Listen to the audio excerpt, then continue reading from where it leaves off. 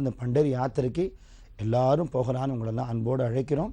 அத்தனை பேரும் சேர்ந்து வாங்கோ, பாண்டுரங்க தரிசனம் பண்ணலாம். மாவுலி ஞானேஸ்வர் மகாராஜை தரிசனம் பண்ணலாம். அவர் தான் இந்த பாண்டுரங்க பக்தி சம்பிரதாயத்தை நமக்கு கொடுத்தவர்.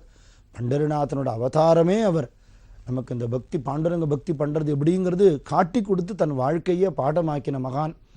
அவர் பண்ணின உபதேசங்கள் படி வாழ்ந்த நாமதேவர், அவர் காலத்திலேயே சமகாலத்தில் இருந்த கூர்மதாசர், சாவந்தமாளி, ஜகத்குரு துகாராம் மகாராஜ், ஞானேஸ்வர் காலத்தில் இருந்து பண்டரிபுரத்திலேயே இருந்து சிவனும் விஷ்ணுவும் வேறையோன்னு நினச்சி குழம்பி கொண்டிருந்து பாண்டுரங்கன் கிருப்பையால் ரெண்டும் ஒன்றுன்னு புரிஞ்சுண்ட நரஹரி சோனார்.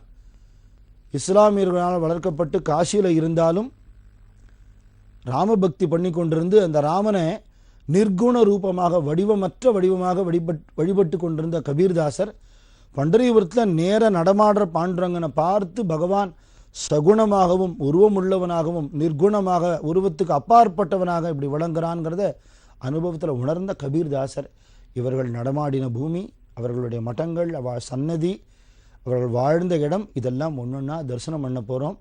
அத்தனை பேரும் பாண்டவனுடைய கிருப்பைக்கு பாத்திரமாகும்படி இந்த யாத்திரையில் கலந்துக்கோங்கன்னு உங்களை வேண்டி. மகாக்ஷேத்திரமான பண்டரிபுரம், மகான்கள் ஆடிப்பாடி நாமசங்கீர்த்தனம் பண்ணினதும் அந்த பாடின மகான்கள் பின்னாடி பாண்டுரங்கனும் சின்ன குழந்தையாக துள்ளி குதித்து அவர்கள் பின்னாடியே அவர்களுடைய திருவடி தூசின்னு சொல்லக்கூடிய பாத தூளிக்காக நடமாடினதுமான இடத்துல நாமளும் பஜனை பண்ணிட்டு போகிறோம்.